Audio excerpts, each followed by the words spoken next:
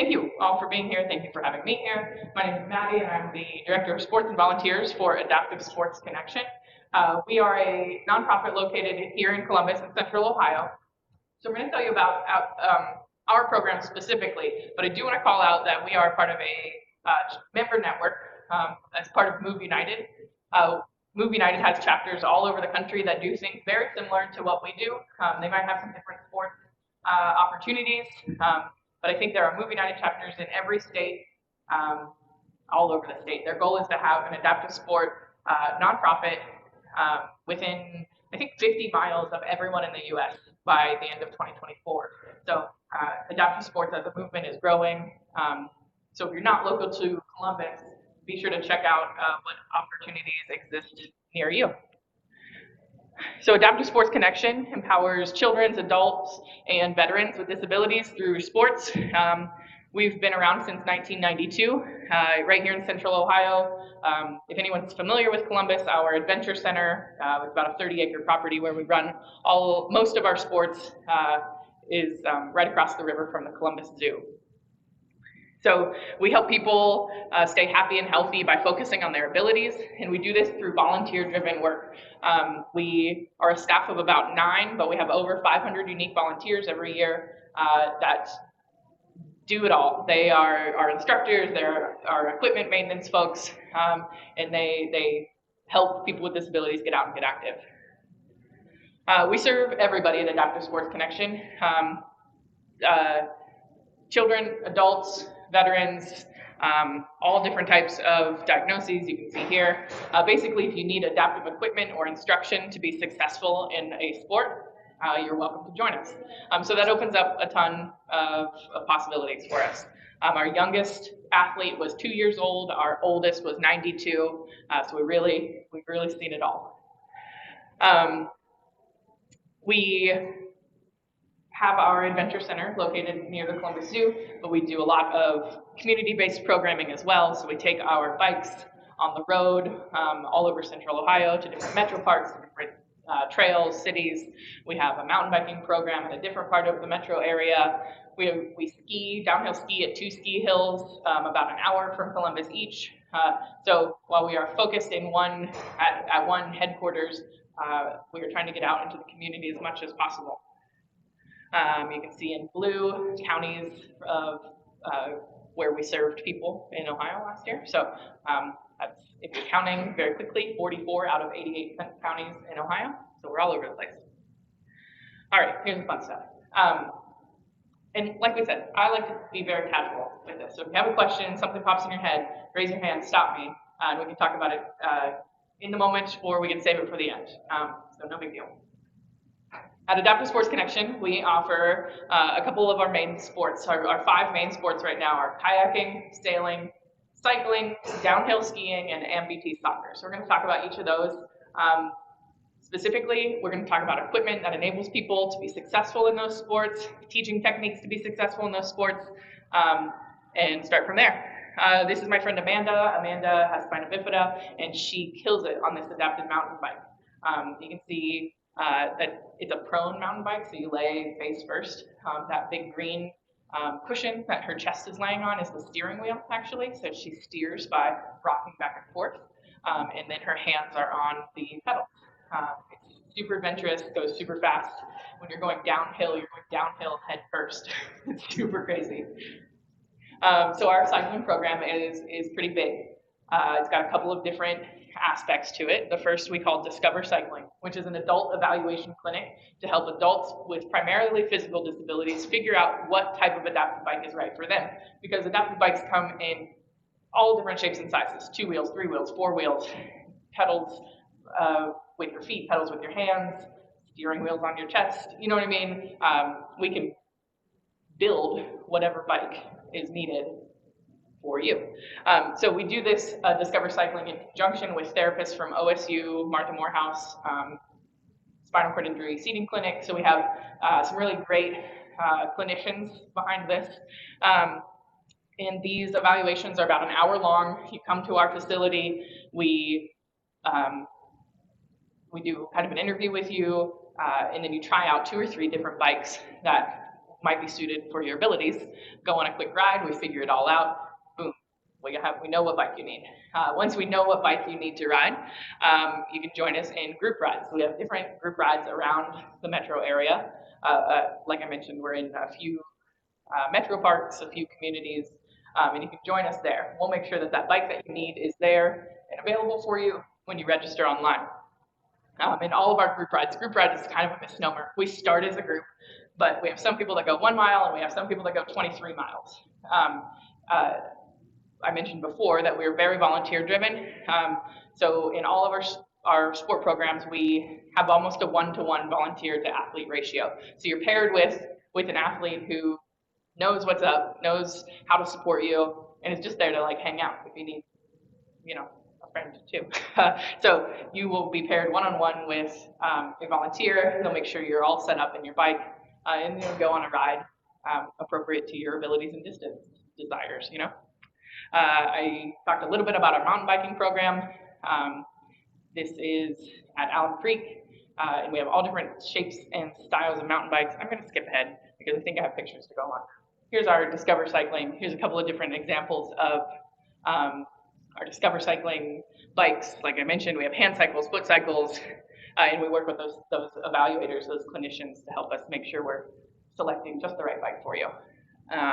Our group rides, I don't know, look how much fun they're having, right? But we do make sure that we have all those different bikes available for you when you register for our rides. Mountain biking, so you saw my friend Amanda in that first slide. Oh, go ahead, I'm sorry. Yep, we have open rides for all ages and all abilities. We do have some rides that are just like teen rides, some just veteran rides, some just adult rides. So if you check our calendar, it'll mention if it's for everybody or for a specific group.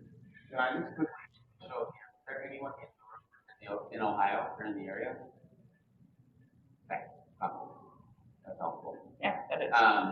And as a reminder, at the end, we can talk again about Move United, but I think your comment was that the goal was to have an affiliate of Move United within 50 miles of every person in the United States by the end of 2024. Yep. So what you're hearing about today might just be one flavor, something that exists in another state, but for the most part, I've worked with a lot of Move United outfits, and they're all incredible in terms of accommodating and helping people get after it.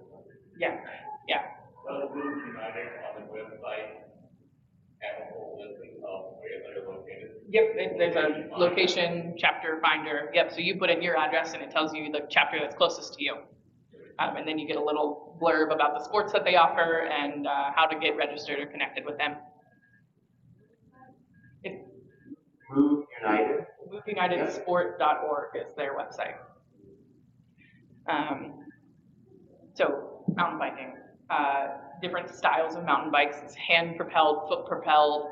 At Adaptive Sports Connection, we have a couple of different mountain bike trails because I think mountain biking is hard, but it's fun hard, So we have very beginner, basic trails cut. It's about a quarter of a mile. You go over a few obstacles, but overall it's pretty flat. And then we do some skill building. So you can see that picture on the left there. There's like ramps, is what I call them, because that's what you have to do every time you go over. So we've got a couple of different skill building things at very close to our headquarters. And then we have many miles. We've worked with the COMBO, the Central Ohio Mountain Bike Organization, to widen all of our trails in that mountain bike park, because you can see these bikes, the wheelbase is like 36 inches wide. So we make sure there aren't trees, teeny tiny little skinny paths, so that all of these adaptive mountain bikes can traverse the whole trail. Okay, so our next program in our cycling is called Bikes to Go, and this is our youth biking program. This is also the only program where we help people own their own equipment. So you can come to us if you're 24 and under. Come to us, and we will evaluate you for the right type of bike. And then we work with you, with community funders and donors, and we help you own that bike. and then you come back, we do a final fitting, and the bike is yours to keep. This is the only program, like I mentioned, that we help you own your own piece of equipment, because like in Ohio, you don't need to own your own sit ski, because you can only ski for like, 5 weeks a year. It's not very snowy here. But bike riding is such a fundamental part of childhood that everyone deserves to have. And you can ride in Ohio out of your home 10 months out of the year with your friends, with your family. So this is a pretty unique program to us. We deal in a couple of different styles of bike, manufacturers of bike. But this is our youth bike component. Here's some other examples of adaptive bike styles that we use. You can see we use a lot of three-wheeled bikes. You can have them hand-powered, you can have them foot-powered, we can have lateral supports. The pedals have straps to keep your feet on. They can be arranged to be driven with one arm. There's almost nothing we can't put a piece of an accessory onto the bike to help you overcome. So that's what's really cool about our bike program.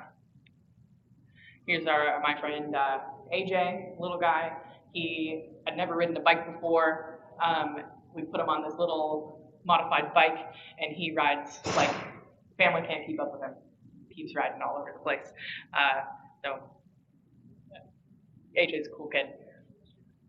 Adaptive kayaking is a huge program for us and for many Move United chapters around the country.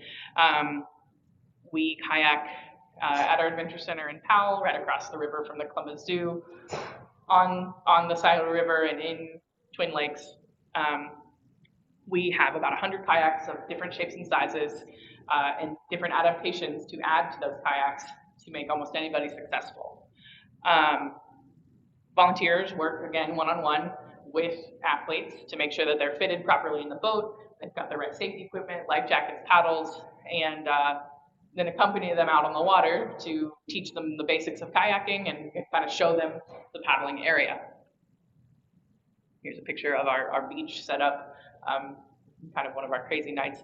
Our kayaking program has gotten so big that on an average Tuesday night event, we're launching anywhere from 60 to 75 boats between athletes, their family members, and volunteers.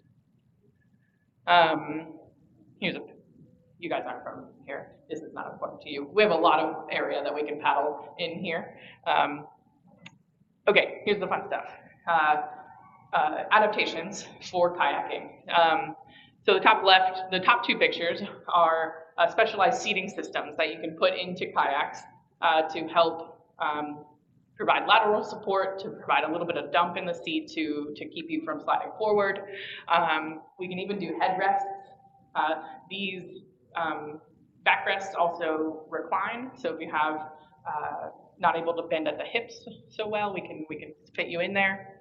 The bottom two pictures are pictures of outriggers. So they are extra flotation to widen your kayak.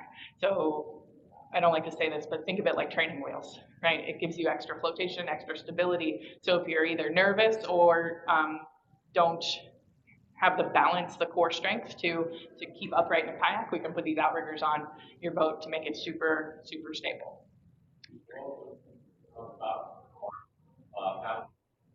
We do. We don't use sit-on tops so often because they don't offer the opportunity to provide as much just stability and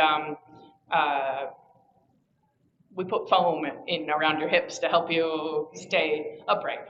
We do have sit-on tops because they're really easy to get into, right? So if getting into and out of a kayak is hard, a sit-on top is significantly easier because you don't have to navigate kind of down into a kayak. So it's when we meet you, we kind of go through all of the different things, the different options with you, and I almost guarantee we have something that will work for you. This piece of equipment on top is one of my favorites. It's called a chariot wheel system. So if you remember back to that picture of our beach, we have sand area, and sand is just awful on wheelchairs. It's everywhere. You know how sand is.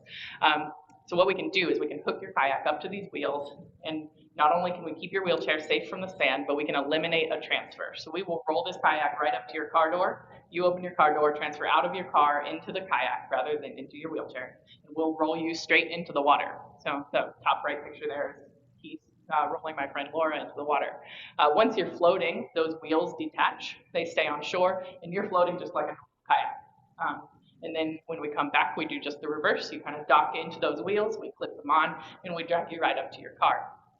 So that's important for a few reasons. Like I said, it protects your wheelchair. And two, we can eliminate one of those transfers because we want to preserve all of your energy for paddling, not for transfers.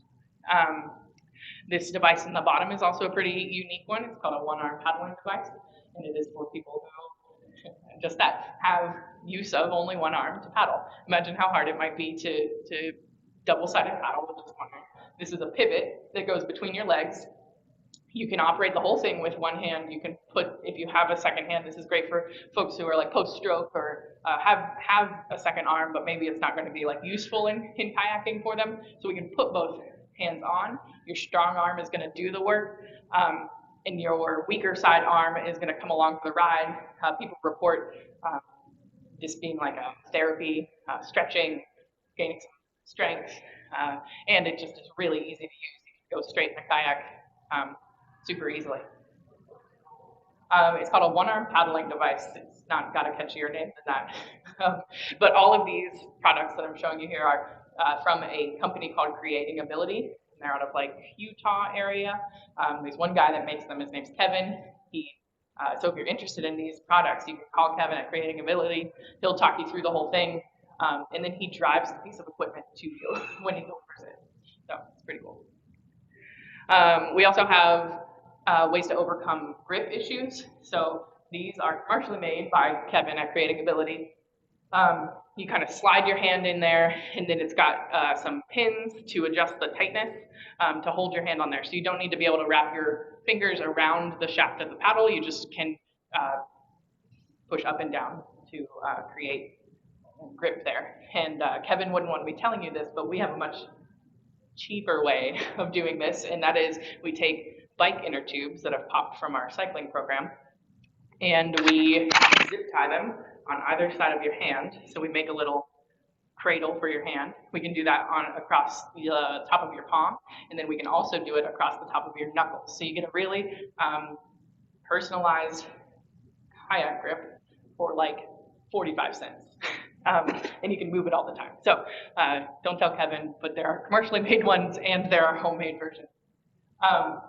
And then we have a couple of different transfer device techniques. Again, if you're having issues getting into and out of the kayak, the one on the left is commercially made.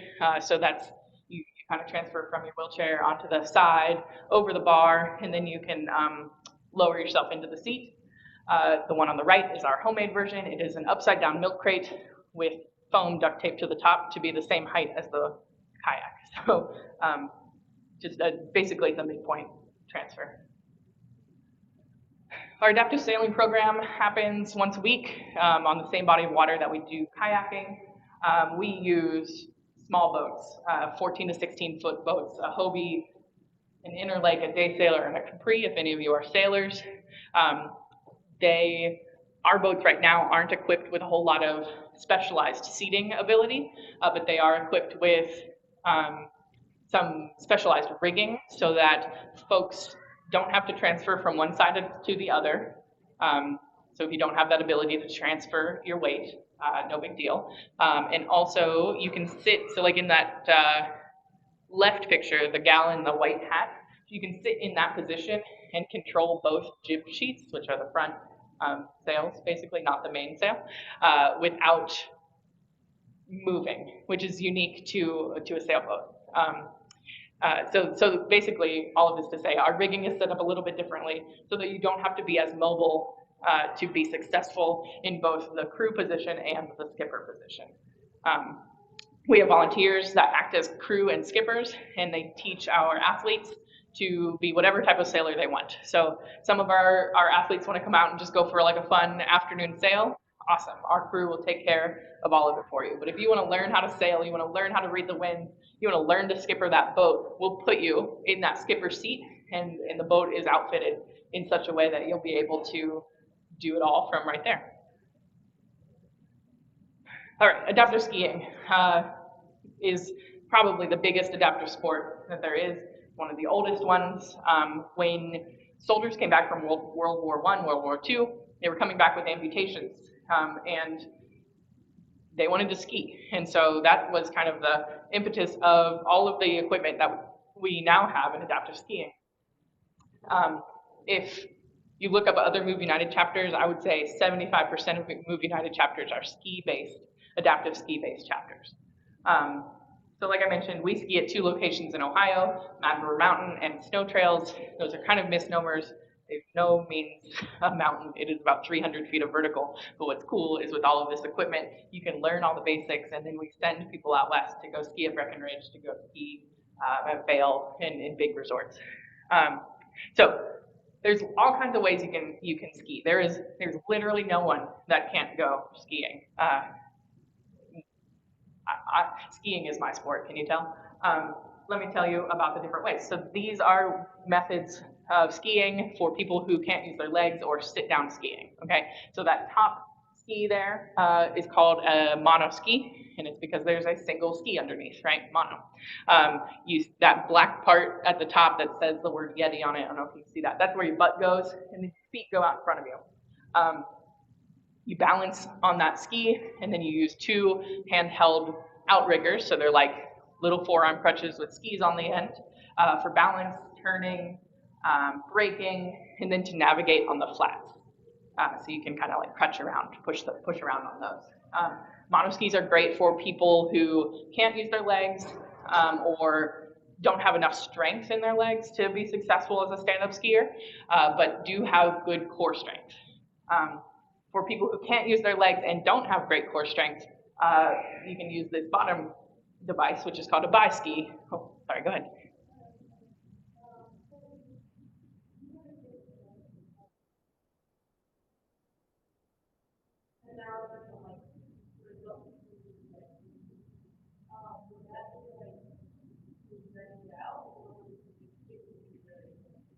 For skiing, we rent it out. So we do lessons in our ski program. The skis are expensive, and you can't ski very much in Ohio. You know what I mean? So for $45, you can come to our ski hill day, and it's every Saturday in January and February, and as much as March as we have snow. And you get a half-day lesson. So you get your own instructor, you get a lift ticket, and you get all the equipment you need for that $45 fee. And then you can come back as many times as you want. So come skiing. All right, so if you can't use your legs and you don't have good core strength, the bottom ski is probably for you. It is called a bi-ski because it has 2 skis underneath. So it's got a wider base of support, and these skis are like carving machines. You can just carve down the mountain on these skis. All you need, the way the skis are kind of rigged underneath that bucket, that seat area, all you need to do to be able to turn is be able to shift your weight this much, right? We even have people that can just tilt their head left or right, and that's enough weight transfer under the ski to make those skis tilt, the edges engage, and you take a huge carved turn. It's so much fun. Bi-skis are also cool because you can see in that left picture, you can have an instructor tether you down the hill. So the instructor can do the whole thing for you. Like I've seen kids fall asleep in a bi-ski, and the instructor successfully skis them down the hill. They can initiate turns, control your speed, and it's a great like teaching tool, right? So we don't just like send you off on your own. Someone is there to keep you in check, and then as you get more and more confident, they do less and less. Those tethers have more and more slack on them, and then eventually you've done it all by yourself. We take those tethers off, and you're skiing independently. In bi-skiing, you can use those handheld outriggers like you do in a mono ski, or you can not and use your arms just as weight transfer. There's also methods to stand-up skiing, and in stand-up skiing, it's called 3-tracking or 4-tracking, and it's because you're making either 3 or 4 tracks in the snow, because you're going to use either 1 ski or 2 skis plus 2 of those outriggers. And those outriggers are forearm crutches with little skis. They provide extra balance. They help turning, steering, and then traversing on the flats. That picture in the middle is a 3-tracker. It's actually me. Look how cool I look. And you can ski down the hill on just 1 ski, or on the right you see the guy with 2 skis. That guy also has a tip connector on his. So if you don't have the strength in your legs to not cross your skis, we can just connect the tips. And if you know anything about skiing, you know that a wedge is what makes you a snowplow, makes you go a little slower, a little more controlled. So we can force that wedge, that snowplow, and not let your skis cross. We can also attach tethers to that tip connector, so that's an instructor, just like on the bi-ski, can provide you braking and steering assistance. So, like I said, there's no one that can't ski. We also have visually impaired skiing, so folks that have a visual impairment, we just basically use these bibs to let other skiers on the hill know that this skier is not going to see you, so don't cut him off. And then the instructor, we use a set of different teaching techniques in different calls during VI lesson. That top right picture is an example of a skier using those tip connectors and an instructor tethering from behind. And then the picture on the bottom is one of a new piece of equipment. It's so much fun. It's called a ski bike, and it's basically a mountain bike with skis instead of wheels. This is great for people with just like general weakness, maybe a little bit of balance issues. There's a couple ways you can ride this. You can sit your butt on the seat, on the bike seat, and you can wear comfy boots, like whatever boots you wear to just walk around in the snow in, and we strap teeny tiny skis to the bottom.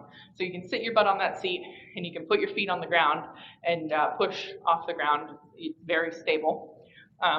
Or there are pegs, like pedals. You stand up on the pegs, put your hands on the handlebars, and just carve down the hill. So these ski bikes have a land speed record of like 86 miles an hour. They go so fast, and they're so much fun. They're very easy to learn because if you know how to ride a bike, it feels really intuitive, and they're really fun. Like I mentioned before, we're super duper volunteer driven. We have a 1-to-1 volunteer ratio in all of our sports, so you work directly with an instructor, someone who's trained in the sport, in the adaptations, and just there to see us succeed. Our newest sport is called amputee soccer, and it is soccer for people who are amputees. So the field, amputee soccer is played just like able-bodied soccer. Same rules, half-size pitch, field, 6 versus 6 on the field, and on those 6 players have are missing a leg, have some kind of leg deficiency, and they use forearm crutches rather than a prosthetic. And then the goalie for each team has an arm deficiency, and they only use one arm to defend the goal. We do amputee soccer twice a month. We now have a team of 12 players, so we could play ourselves at this point, which is kind of cool. But there are amputee soccer teams all over the country, and more popping up every month. If you're interested, they are building the national team right now, and they are taking anybody who's interested in amputee soccer to training camps all over. We have 2 ladies who just went to LA, another 2 who are going to New Jersey next month, and then in September, all 4 of them are going to Poland to play on the women's national amputee soccer team in a world tournament. So it's pretty cool. Adaptive Sports Connection and everywhere is growing tremendously. So we see, on average, a 20% increase in our athlete and volunteer visits year over year for the last 4 years. Last year, we served 1,500 adaptive athletes, 2,500 volunteer visits, 217 events a year. We gave away 88 of those bikes to kids last year, and the goal is 100 this year. Lots. This is obviously very unique to us, but it is not unique to adaptive sports movement in general. We partner with everybody that we can, school systems, hospital systems. We have some great corporate partners, veteran partners. we can't do what we do alone. We love to work with other groups to make what we do possible. So there's research that shows that people with disabilities that participate in adaptive sports have better life outcomes. They are more likely to be employed, physically active, lead a healthy lifestyle, lead a fulfilling life, enjoy socializing, and look forward to the rest of their life more. This was done by University of Illinois Urbana, I think. Big national research that anecdotally I know is true. As an adaptive athlete, as an adaptive sport provider, I anecdotally know this is true. We have started to do our own research at Adaptive Sports Connection, just because we want to know that what we're doing matches those national research standards. And we are early into our research process, but the results are that we're seeing an increase in overall people reporting an increase in their overall health, physical fitness, sports skills, confidence, ability to perform daily life activities, succeed in school, have a bigger network of friends, and ability to build meaningful relationships. So what I like to remind people is that while we're doing this fun stuff, you're getting out there and you're getting on the water, going down the hill, you're also building life skills, you're making friends, you're coming out more confident just in yourself and as a person. So I like that. How are we doing on time? Okay, I'm going to blow through this because you guys aren't from here. We have a social enterprise called Get Out Adventures. In 2020, during COVID, we realized we weren't able to be as hands-on with our adaptive athletes as we are used to, so we changed our criteria to allow anybody that can get themselves into and out of a boat without volunteer assistance to kayak, right? So that opened it up to kind of the general public.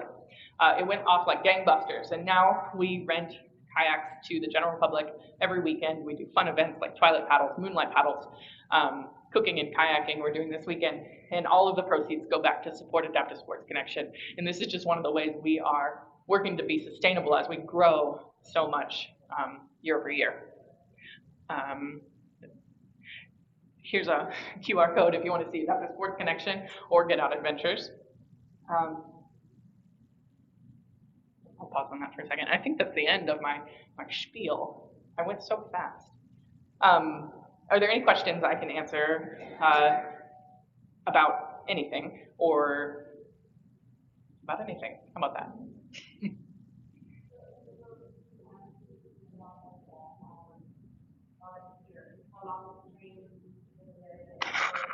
Yeah, the training does vary a bit by sport.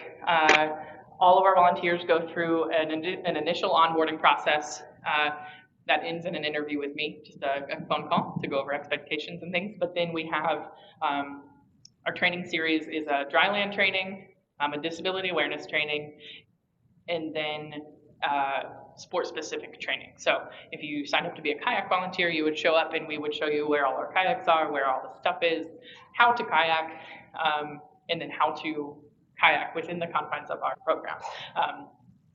That sport-specific training is the big one because it's really easy to learn to kayak if you've never kayaked before, but it takes a little bit more time to learn to ski if you've never skied before. But we are absolutely willing to teach you to do any sport. So we train you until you're comfortable, and then we put you out as a buddy, an assistant on a lesson, and then you continue to learn through doing.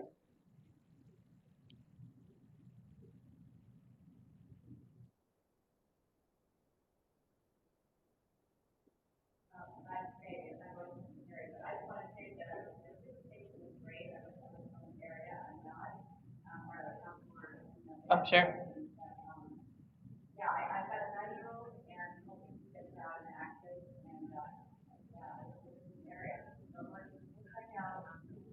Yeah.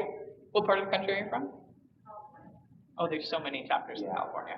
I just say anecdotally that I lived in California and I literally skied all over the world. I don't think I've ever been to a resort where you can sit down and not so fast, but as skiing, soccer, biking, the volunteers are so excited and enthusiastic to be there. And I have a couple of kiddos that I work with that felt like, oh, they're not going to be able to help me. Like my condition is too specific. Or I think that they love the challenge. And I don't want to speak to Maddie, like the engineers, the volunteers love to geek out on how to make the work and do a really nice job. So I sincerely have been doing this work now for like 10 years. It's not come across a participant that wasn't able to get out there and have a lot of fun doing it safely.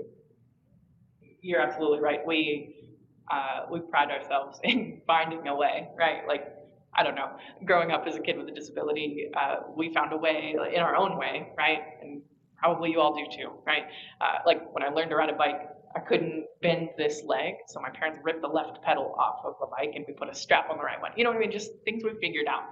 And now I, in my job, get to do that on like a legitimate scale, right? Like we have people that will fabricate equipment. There's an outfit here in Columbus.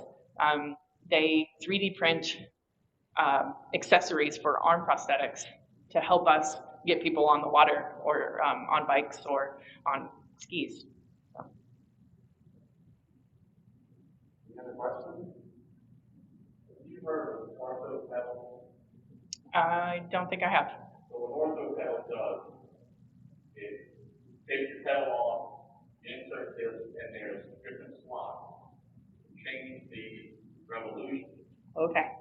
That's Pittsburgh. Yeah, I added that to my truck. yeah, we work with a different manufacturer that changes the crank length. Yeah. Yeah, and so you can have a short crank on one side and a long crank on the other side. Yeah, so just even out and put both short. Yeah, yeah. That's what's fun is like there's so much equipment to piece and part onto things. You know, it's a bike right now, but we can change every aspect of that bike to make it right.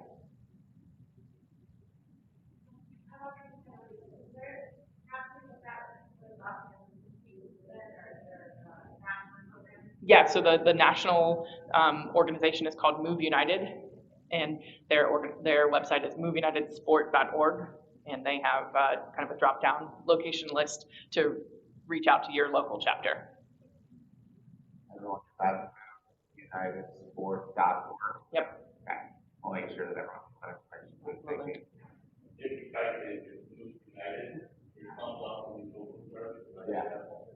Yeah. They're not small. It's incredible. It's incredible. It's an incredible organization. Yeah, and Move United has a lot more sports. I mean, there are a lot more adaptive sports than what I talked about here. There's track and field, swimming, wheelchair basketball, archery, bocce ball, golf. Yeah. Fishing. Yeah. Horseback riding. Lots of rock climbing, tennis, pickleball. Power soccer. There's so many soccers. So really, at this point in time, any sport can be adapted to be successful.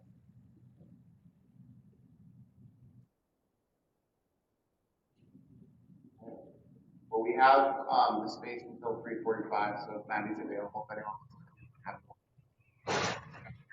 Yeah. All right. Thought idea. Having programs about having people involved in a non-active way of the game itself or the activity. For instance, just if I mean soccer or about tennis. Yeah. Those sort of programs. I have that because I've been involved in that week.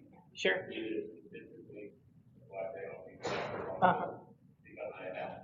Yeah, so we have we don't have a lot of sports that like our soccer team isn't ready for a statistician yet. We're not quite that. You add like video concepts where they can just learn how to do that on TV football. Yeah, yeah. As we grow, so I didn't mention this, but we are in the middle of a big capital campaign to build a new, beautiful, purpose-driven building on our site that'll be fully accessible, have training space, an indoor rock wall, an indoor cycling track, space for community groups and support groups to exist and have a home. And as part of that expansion, we're looking into a lot more programming, whether it be sport-specific programming or kind of like that soft skill, just skills around sports for sure. So we're not quite there yet, but it is absolutely something that has been requested and is on the horizon. Do you have folks with disabilities that volunteer? So maybe they don't want to participate in sports, but want to help in one way or another? Yes, all the time, all the time.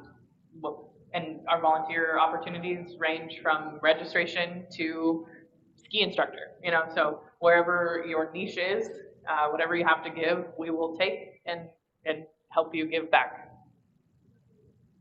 Well, thank you again. Yeah. Maddie. Thank you guys. Thanks so much for coming. Appreciate it.